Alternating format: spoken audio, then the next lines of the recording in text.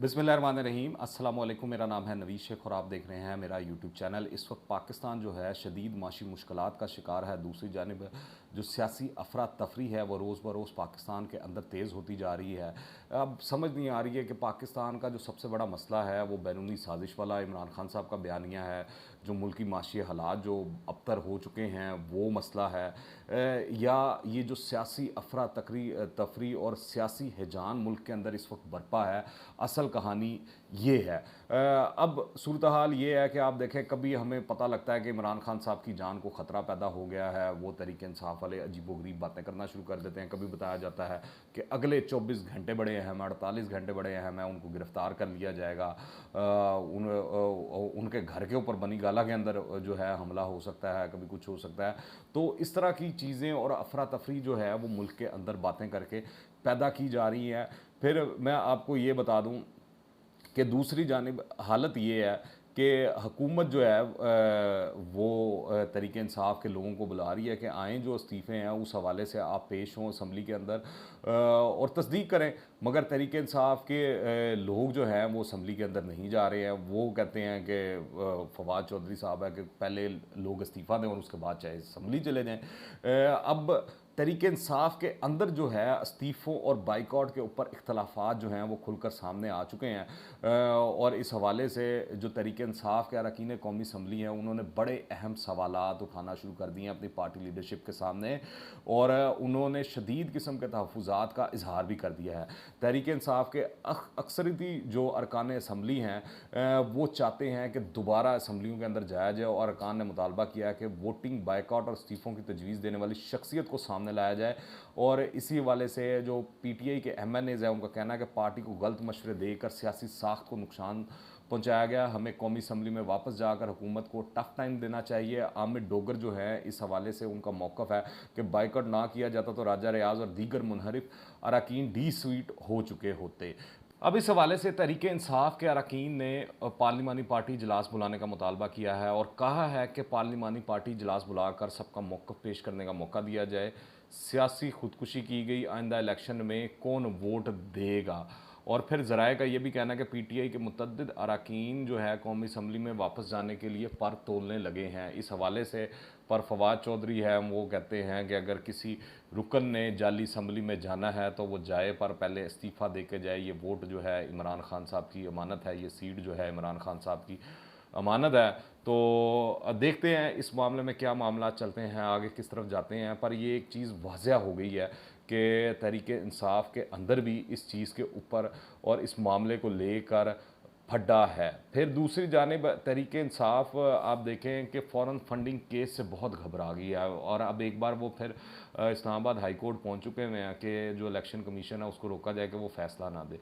और भाई कितने साल इंतज़ार करना है, इतने साल आगे इंतज़ार कर लिया है फ़ैसले आने का, और अभी भी तहरीक इंसाफ वालों को लगता है कि फ़ैसला बहुत जल्दी आ रहा है। तो justice delayed is justice denied हमने सुना हुआ है, पर इस वक्त तहरीक इंसाफ की ख्वाहिश ये है कि फ़ौरन फंडिंग केस जो है वो उसका फ़ैसला जल्दी ना आए और हाई कोर्ट इलेक्शन कमीशन को जल्द फ़ैसला सुनाने से रोके। इससे पहले भी हमने देखा था वो भागे भागे अदालत गए थे कि रोका जाए, रोका जाए, रोका जाए, रोका जाए। तो समझ से बाहर है कि इमरान खान साहब क्या चाह रहे हैं और क्या करना चाह रहे हैं। दूसरी जानिब जो तहरीक इंसाफ के लोग हैं वो कहते हैं कि वो खुद कुछ बम्बार बन जाएंगे अगर इमरान खान साहब को गिरफ़्तार किया गया। वो पता नहीं क्या कर देंगे और असम्बली के अंदर जाकर जो अरकान कौमी असम्बली हैं उनको उड़ा कर रख देंगे। तो इनकी सोच जो है वो समझ से बाहर है मेरी है। कभी इमरान खान साहब खुद कहते हैं कि एटम बम गिरा देना चाहिए पूरी मुल्क कौम के ऊपर, पार्लियामेंट के ऊपर।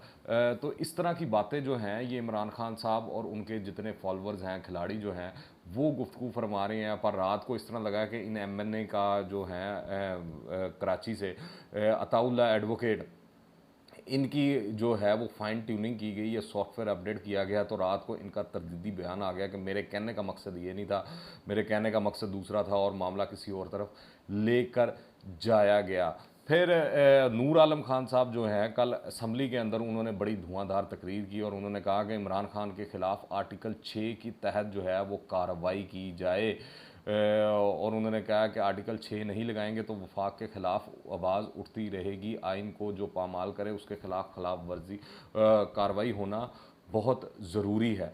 तो इस वक्त जो सियासी गर्मा गर्मी है और सियासी हिद्दत जो है उसके अंदर रोज़ ब रोज़ इजाफा होता जा रहा है, पर एक हवाले से अगर आप देखें तो चीज़ें कंट्रोल दिखाई दे रही हैं, मामलात क्लियर दिखाई दे रहे हैं कि मौजूदा हुकूमत और कंपनी तो यही चलेगी, ये कहीं नहीं जा रहे हैं, ये वाज़ह तौर पर दिखाई देना शुरू हो चुका है। और इलेक्शन जो है अपने वक्त पर होंगे। अब इमरान खान साहब जो हैं वो अपनी जो पॉपुलर पॉलिटिक्स है वो करने की कोशिश तो कर रहे हैं, पर वो भी वो सड़कों पर नहीं कर पा रहे हैं। जो लॉन्ग मार्च कैंसिल किया गया उसकी बुनियादी वजह यही है कि लोग उनके साथ इस गर्मी में बाहर नहीं निकले पिछली बार, तो इस बार भी उनको कभी उम्मीद है कि इतनी तादाद में लोग नहीं निकलेंगे। और इसी वजह से पंजाब के अंदर उन्होंने अपने तंजीमी ओहदेदारान जो हैं उनको तब्दील किया है, जिससे वाज़ह तौर पर यह मैसेज गया है कि वो नाकाम रहे हैं लोगों को निकालने के अंदर, ख़ास तौर पर पंजाब से। इसी तरह हम अगर केपीके के हवाले से देखें तो वहाँ पर भी लोग इमरान खान साहब की कॉल के ऊपर नहीं निकले हैं।